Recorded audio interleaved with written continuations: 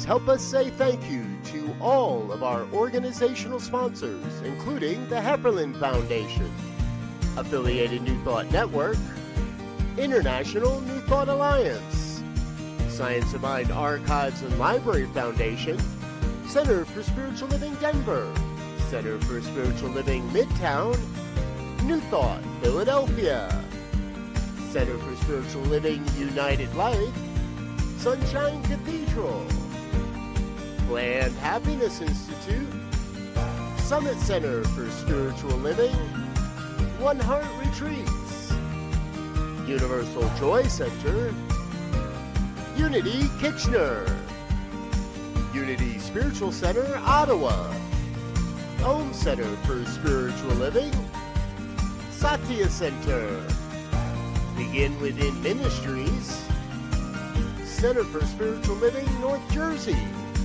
Unity of Savannah, and the Center for Spiritual Living Seattle, as well as all of our individual donors.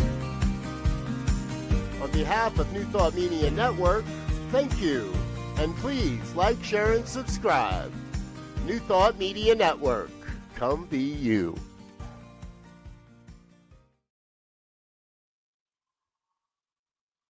New Thought Media Network proudly presents the Science of Mind Saturday Conversations.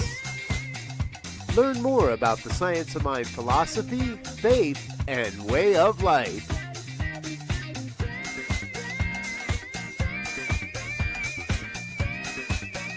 Join our team of experts for a weekly deep dive discussion.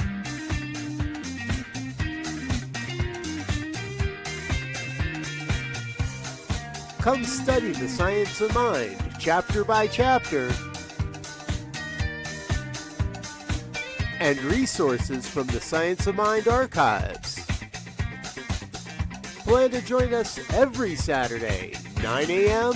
Mountain Time, only on the New Thought Media Network. Hey, everybody. Woo! Good morning, good afternoon, good evening. Oh my goodness, it's all good. And I am so glad that we get to hang out for the next 45 minutes or so right here on the New Thought Media Network, talking about the science of mind. My name is Dr. Tracy Brown, and I haven't been with you on a Saturday in quite a while. It seems like a year, even though I know it's only been a few weeks. And I'm glad that we have this opportunity, those of us who are on the team, to engage with you about the content in the book, The Science of Mind by Ernest Holmes, the founder of religious science. Today, we are going to be talking about Chapter 2. Chapter 2 is the mind, the greatest discovery. Mind, the greatest discovery. And this really is a perfect time to get into it. Last week, it was Chapter 1, in the beginning, God. And then in Chapter 2, Ernest Holmes begins to unpack what is really happening in order to manifest. What is really happening when humanity is manifesting. So if you're ready to dive in, please feel free to stop and drop a hello in the chat or in the comment section, depending on which platform you are on. And throughout our time together, you can use the chat or the comment section to ask questions, to share your own examples of how this philosophy works in your life, and to just say hello. So, hey, Shay, so glad to see you.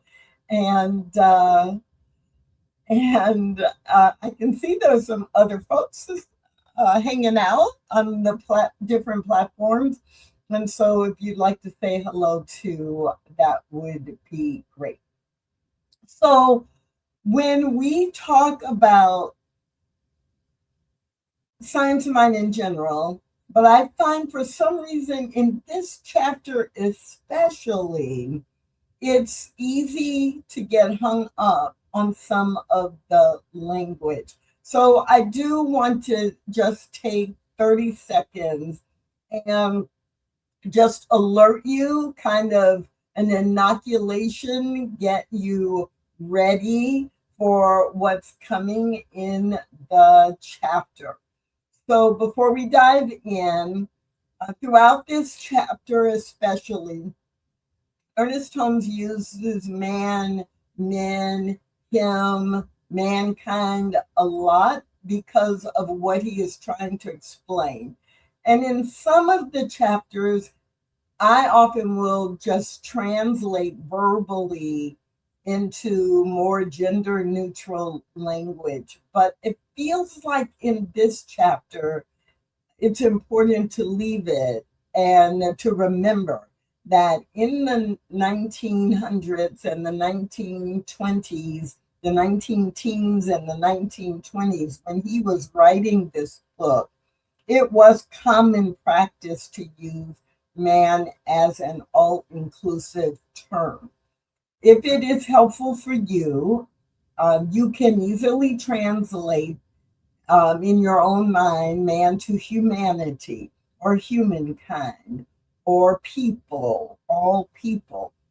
But because this chapter is so dense, and I know I'm not going to be able to go through all of it, I'm going to mostly use the language as it is written. So that may sound like a little bit of a disclaimer, but I just want to prepare you so that you're not confused as we're going through. So, chapter 2,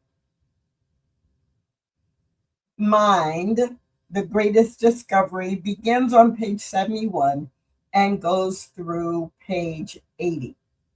And so I am clear that I'm not going to be able to really highlight every single page because on every single page there's some big stuff. So I do like to overview what is going on in the chapter though. And so let me pull that up because I think it'll be helpful for you to just see how he has laid it out. So there are 11 or 12 different subsections in the chapter. So nature waits on man's self-recognition, the first great discovery, the greatest discovery of all time, mind, memory, science. There is a section on how laws are discovered and the science of mind and how that fits into this whole conversation. Where do we get our mental impressions, reading, thought, mental laws, the threefold nature of God, and the Trinity of being? So yeah, there's no way I'm going to get into detail about all of these, but this gives you a little bit of a sense of the flow.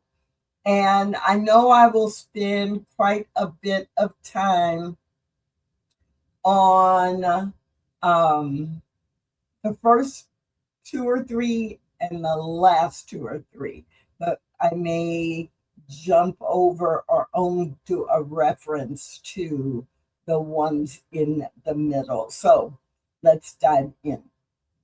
So when Ernest Holmes talks about nature waits for man's self-recognition, on page 71 in the second paragraph, one of the sentences that I chose to highlight and have highlighted over and over and over again when I'm working with this, is this sentence: if man is endowed with the attributes of self-choice and free will, he must be allowed to make this great discovery for himself.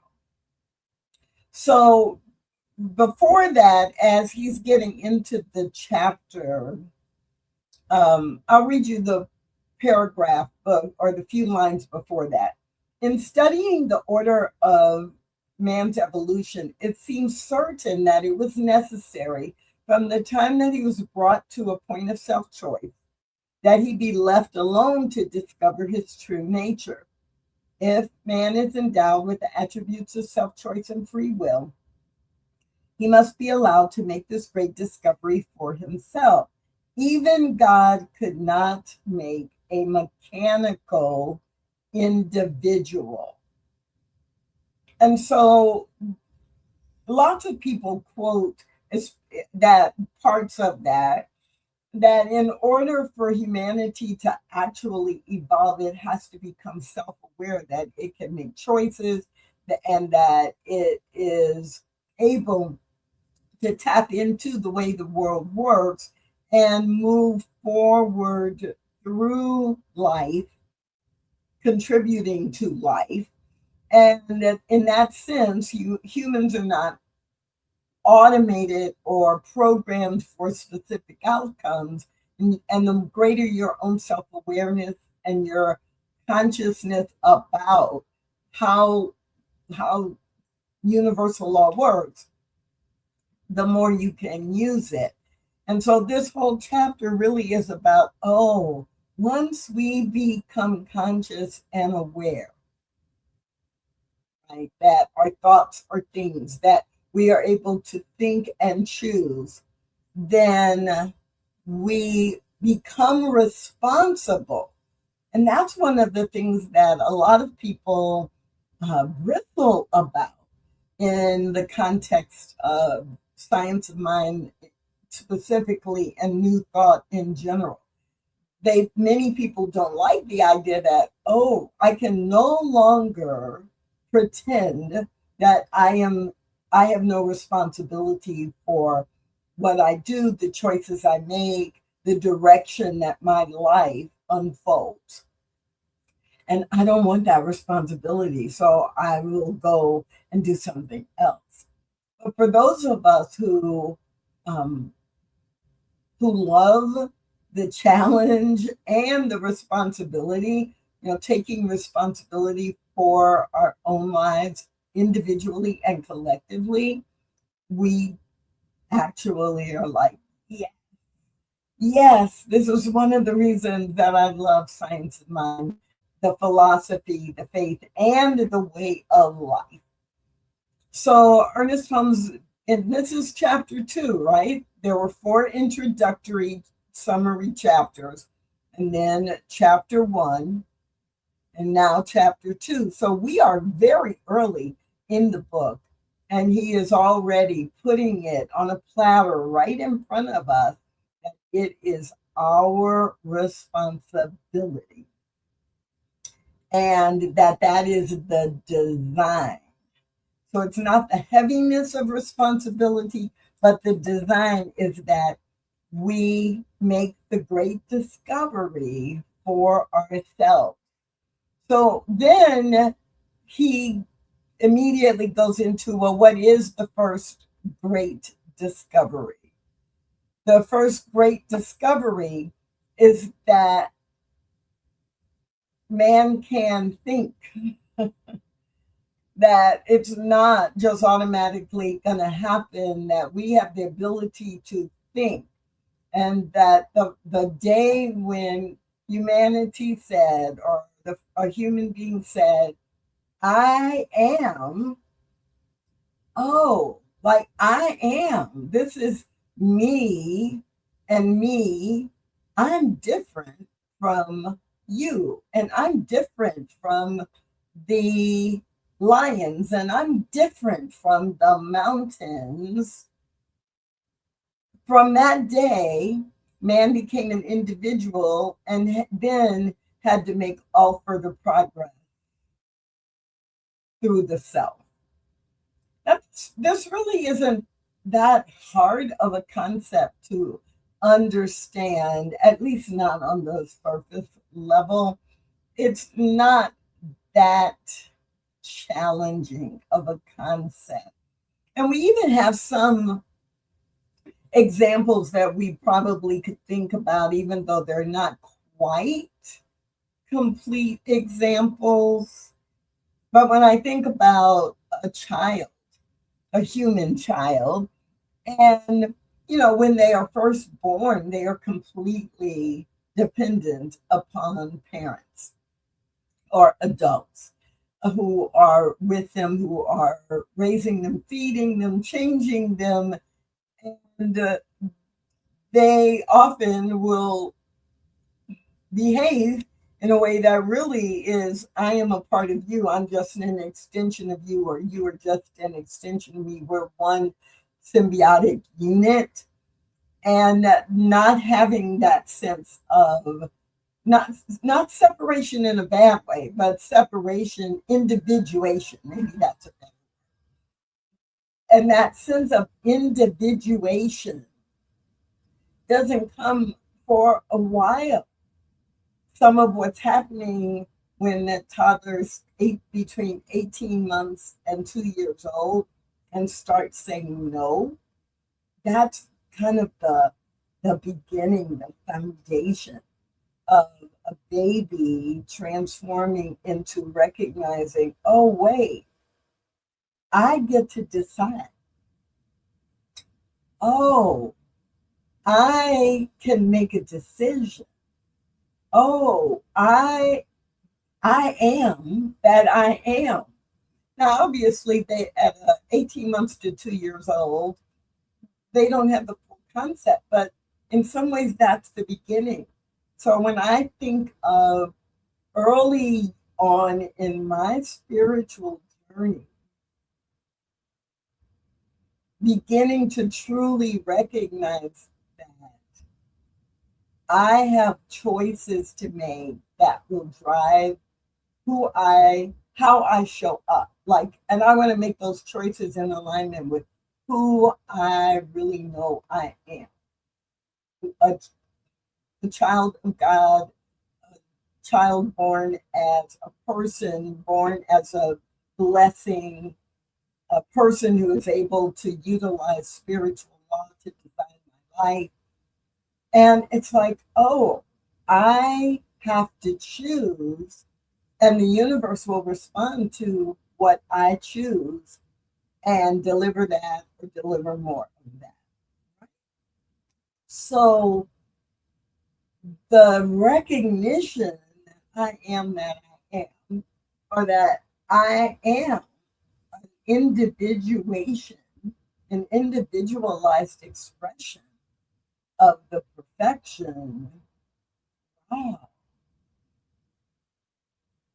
that is partly a big part of what helps me begin to think for myself, and ideally to do that in alignment with spiritual values, spiritual principles, spiritual laws. So this chapter 2, Mind, the Greatest Discovery, just Ernest Holmes walks us through that, having laid that foundation in the first 2 sections. If the great discovery is that I am, he then goes on to describe what he believes is the greatest discovery. You first have to identify that I am, right? But he says, then, however, a day came when someone wise claimed, oh, it's not the brain that does the thinking. For if the brain could think, it would keep on thinking even once it had been removed from the body. So it's not our brain that is actually thinking, but the discovery that there must be something or someone that is doing the thinking. And who would that be? So on page 73 in paragraph 2, it's this quote, and he goes on to write, "Yet without a brain, a man could not think," which proved that something behind the brain used it as an instrument. The brain is just an instrument to facilitate the process of thinking and deciding. Ernest Holmes continues, "But where is the thinker? We do not see him. Have we a right to say there is a thinker when we have never seen him? Yes, for the proof of this reality is the evidence of his thought. In back of the organism is the thinker and the doer, the mind, capital M, mind. This was the greatest discovery of all time, for it meant that the body without the thinker could not function." Repeating. This was the greatest discovery of all time, for it meant that the body without the thinker could not function. At first, man did not perceive this and thought only of his body as self-operating. But when he discovered this was not the case, he found he could consciously think and decide, and that something happened to his thoughts after he thought them. They went somewhere and returned to him as memory. All right, just take a deep breath, because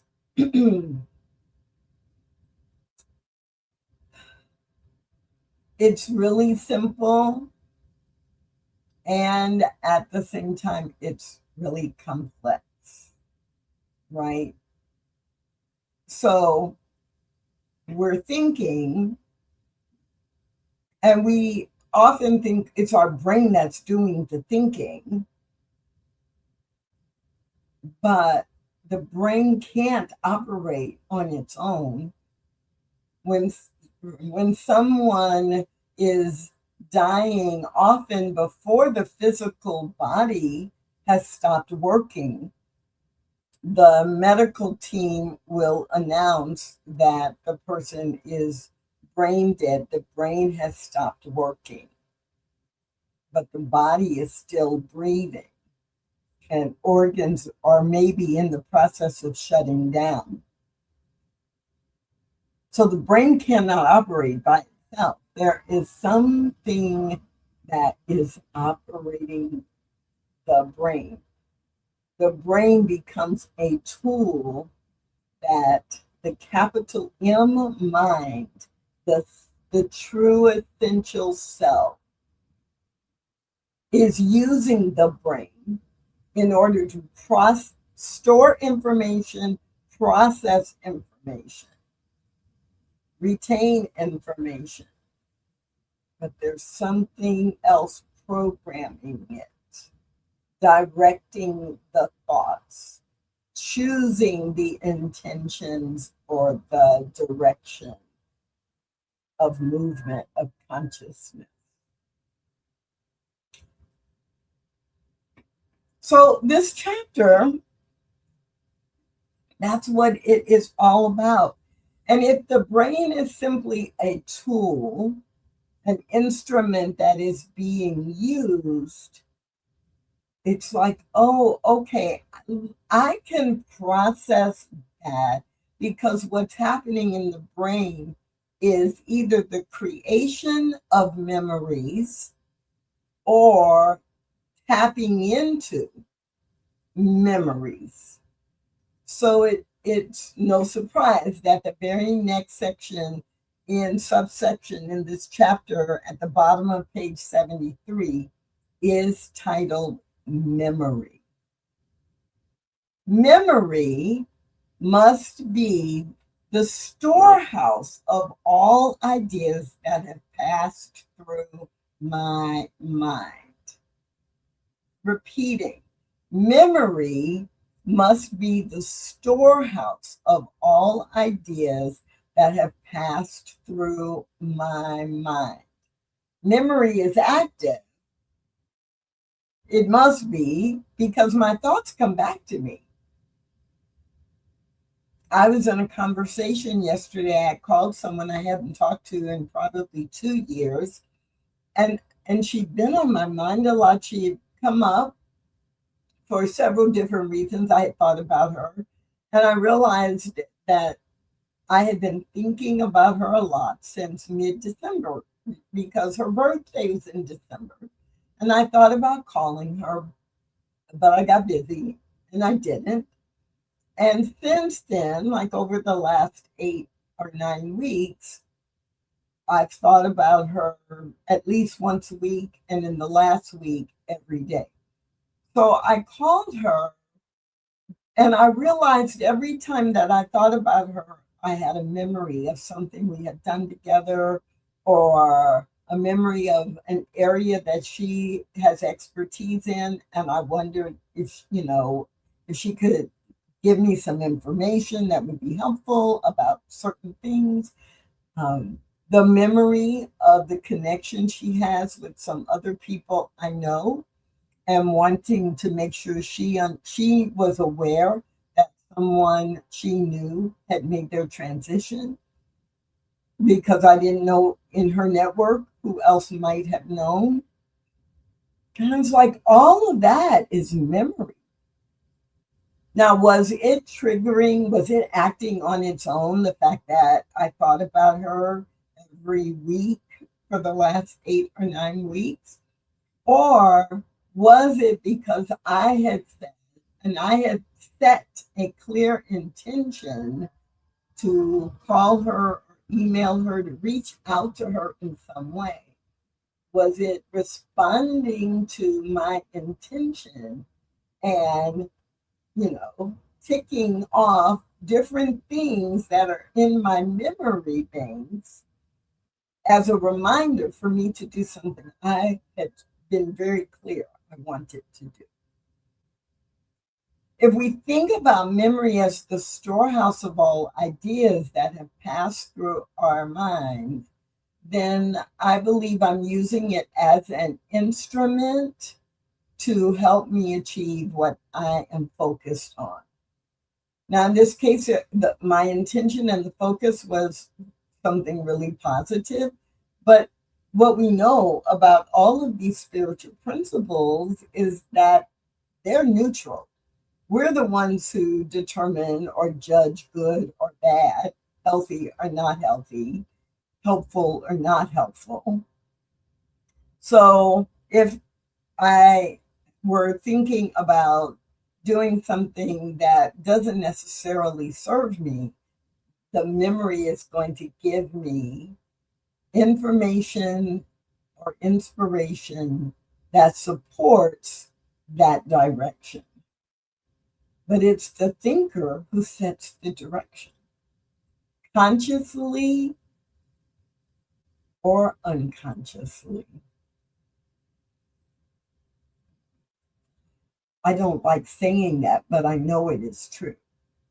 Because so often our mind or our intention is grounded in what we don't want, or how we don't want to behave, but that's where our attention is. And so the universe puts us in situations that allow us to fulfill that conscious or subconscious, unconscious thought. Now, we could stop right here. We really could. We could stop right here and talk for an hour about, well, how did I really show up? Well, what do I do about it? Well, when was my memory and my mind, when were they, give me some examples of how they work together to deliver on what I'm thinking about, consciously or unconsciously.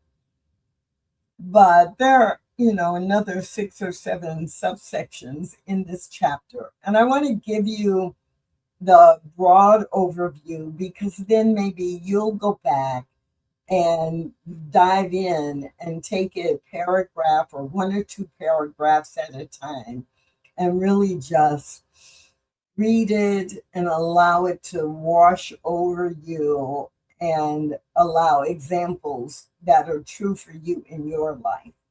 So I'm going to keep going on page 74. Oh, no.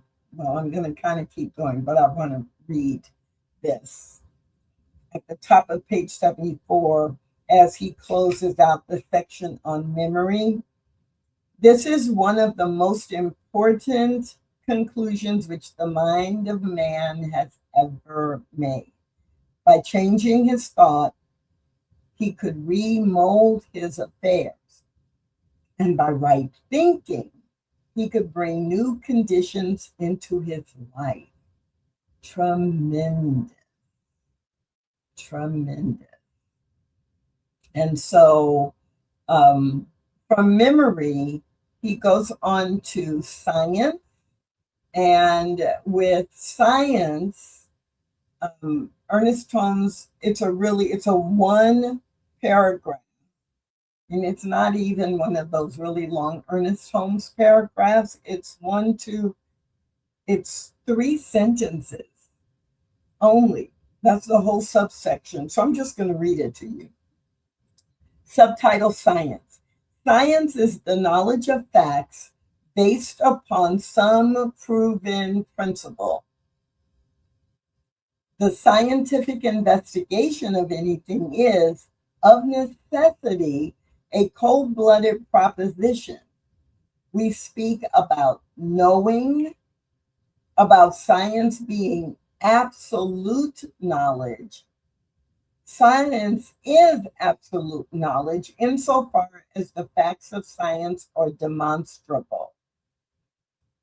Now, I think he only does that sentence there with science because he does go into it a little more deeply in a couple of the following sections, but he makes this very declarative statement to remind us that we're talking about the science of mind and spirit.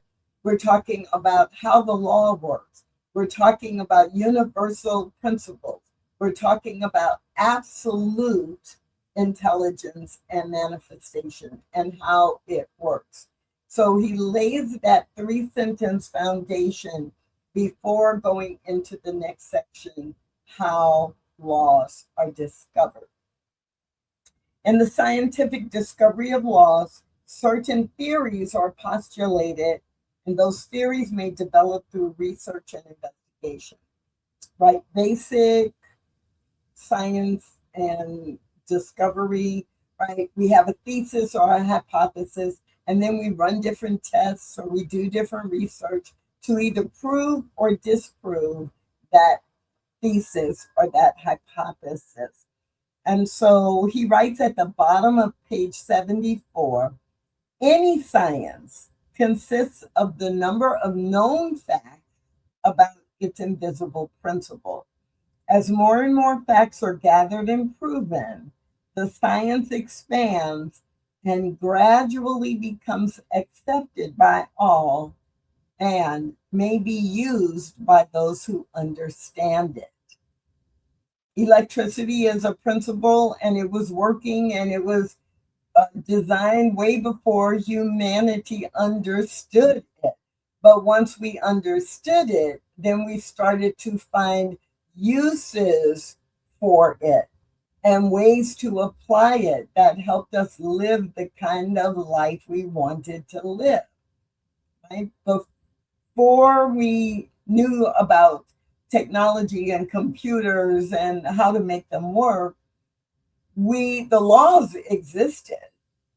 Right? The way the technology works, if someone had discovered it and studied it and put all the pieces together 100 years earlier, great, because humanity didn't really create it. What we did was we had some theories about how to use communication and electricity and energy and how to create machines. And now everybody has a full-blown computer, not every single person, but in general, the masses in the population walk around with their own computer, their own technology right in their hands, because we've learned to use it.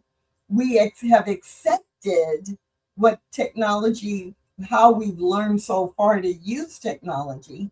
And in my lifetime, right, it has changed so much. But there are things I do now, like engage with you right here through a computer screen, and all of us are in places all over the world, and we can be in communication, in connection with one another without getting on a plane, a train, a boat, a bus. And we all use it, but we're using physical laws in order to tap into what is available to us. And Ernest Holmes is just reminding us that that's how laws are discovered, through studying them and then through using them and then applying them in our lives. Now, this may seem like a jump for some of you, but that science part plus then applying it and trying it out and testing it and expanding our use of it was a perfect lead in to where he goes next. He goes next to talk about the science of mind, because the science of mind is a science. It is a faith, it is a philosophy, and it is a way of life. But what we teach are the ways that spiritual law works so that we can tap into it. So he says, Ernest Holmes writes at the top of page 75 in the second paragraph, the science of mind then is the study of life and the nature of the laws of thought. Science of mind is the conception that we live in a spiritual universe and that God or Spirit is in us, is through us, is operating through us, is around us, and is always operating for us. The principles that we teach in Science of Mind are designed to help us understand, right, that God is always present. There is no spot where God is not, that God is the source of all life, and as so is operating in us, at us, through us, for us. So in this chapter, Mind, the Greatest Discovery, Ernest Holmes makes the connection that what we teach in Science of Mind is about understanding and then using our thoughts and the mind in order to achieve our goals. I have to stop and almost laugh at myself, at least smile, because, we're about halfway through the chapter, and in the next 5 to 8 minutes, I have to go through the rest of the chapter. So I'm just going to be giving you some highlights. And again, I hope these highlights inspire you to go to chapter 2 in the Science of Mind book by Ernest Holmes and read more for yourself. So, after the chapter on science of, or the subsection on science of mind, he goes to where do we get our mental perceptions?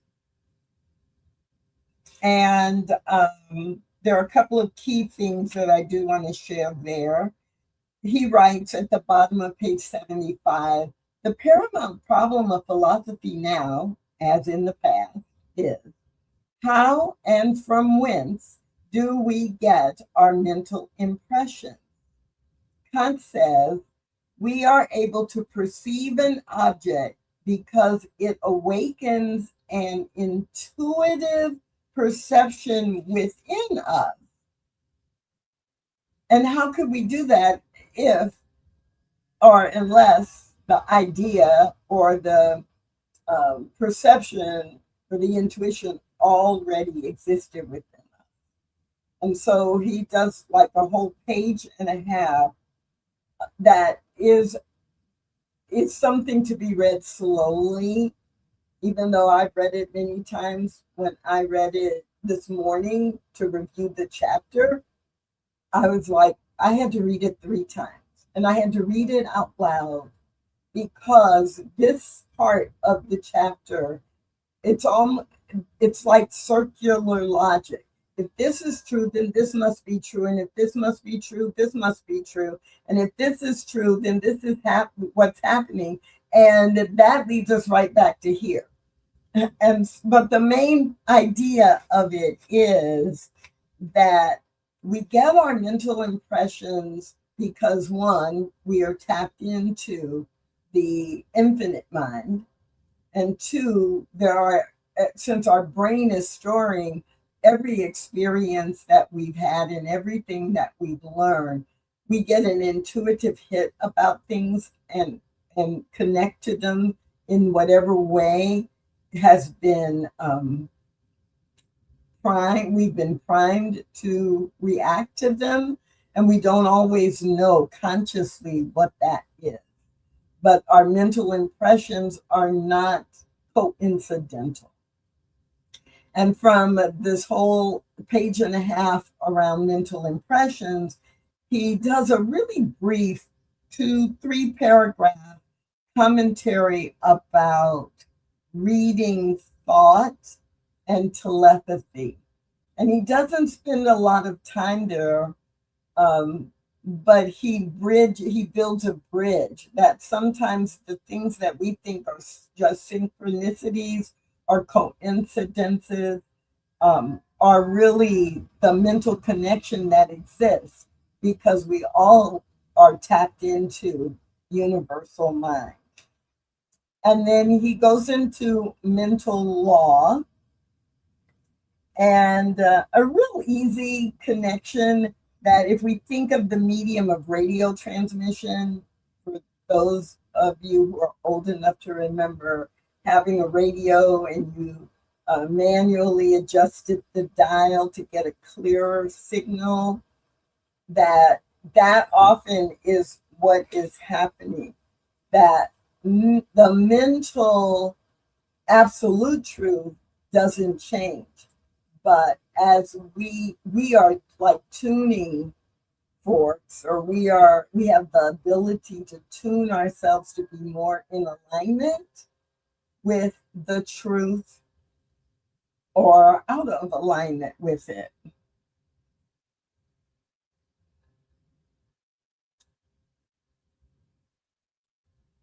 On page 78, I find his writing about the distinguishing factors between divine or universal mind and universal spirit interesting.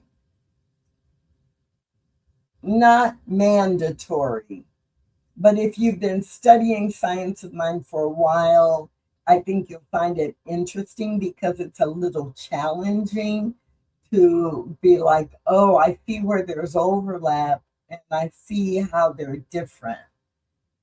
But in the chapter that we are in, which is Mind, the Greatest Discovery, it's helpful so that you don't begin to conflate or confuse mind and mental activity with spirit, the absolute eternal expression of life, of all of life. But it's not mandatory. And then I do want to spend a few minutes, much time as I can, 3 minutes, on the last two sections in this chapter. So Ernest Holmes talks about mental law. Spirit is the power that knows itself. He did this actually a page or so ago, toward the end of that section, that I didn't go into too much detail on. Spirit is the power that knows itself. And there's an infinite law which knows how to do whatever needs to be done, but it doesn't care what it does. And we are directing what it does based upon what we tell it, what we think, what we are doing. And that requires us to understand the threefold nature of God. So Ernest Holmes on page 79 says, God is spirit, God is law, God is result. God is spirit, God is law, God is result.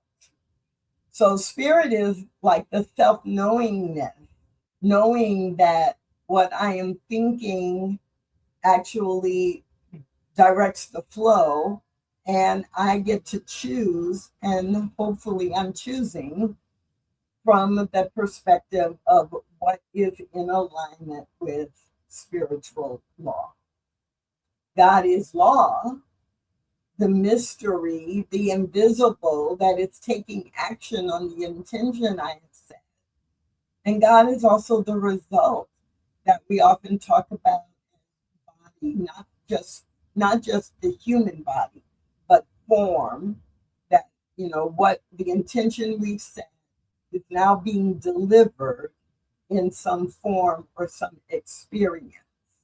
And that is the same nature that spirit itself uses to create you and me and our dog and the mountain range and the ocean, deciding,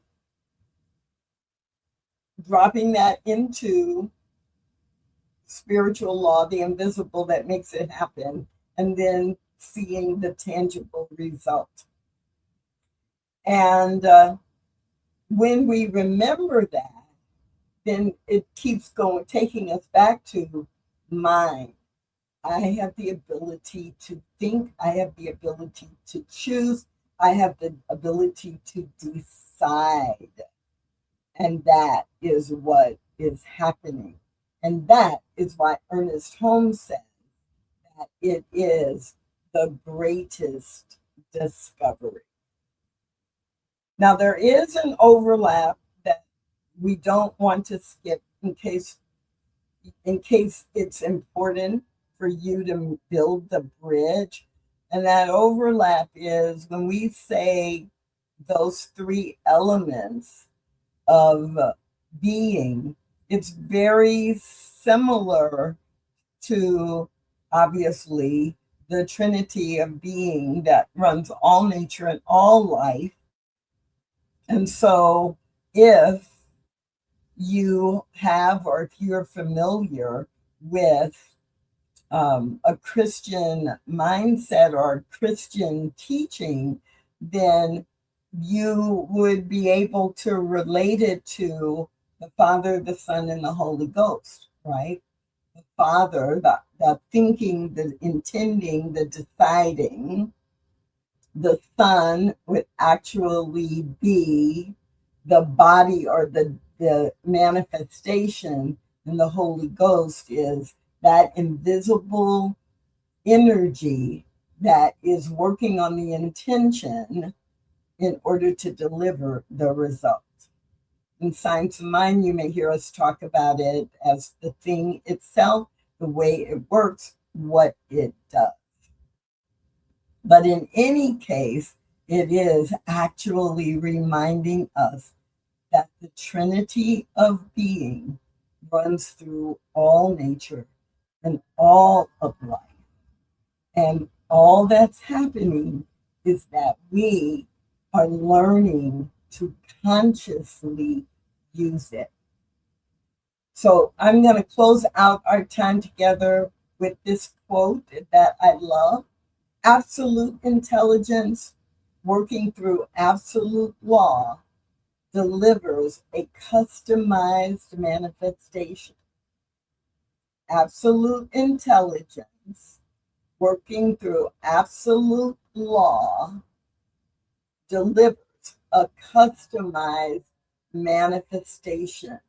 It is the law or spirit, the thing itself, what it does, and how it works. Oh, there's so much more I could say, but I don't have time today. And I don't know if you could actually even take in any more all at one sitting. We had 3 hours to unpack it, take a break, do some playing with it with some examples maybe. But this is probably enough for the first overview. So please, throughout the week, if you have the Science of Mind textbook, pull it out, read chapter 2, and just let it marinate, because next week on Saturday Morning Science of Mind, we will be diving into chapter 3, which is about spirit, God, the universal truth, the absolute truth, and all that that means.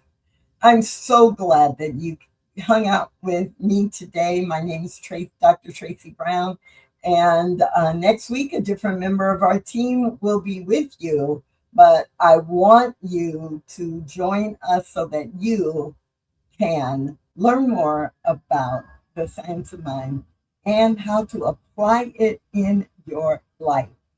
Have a great rest of the weekend or the rest of the week, depending on when you are watching this, and we'll see you again real soon.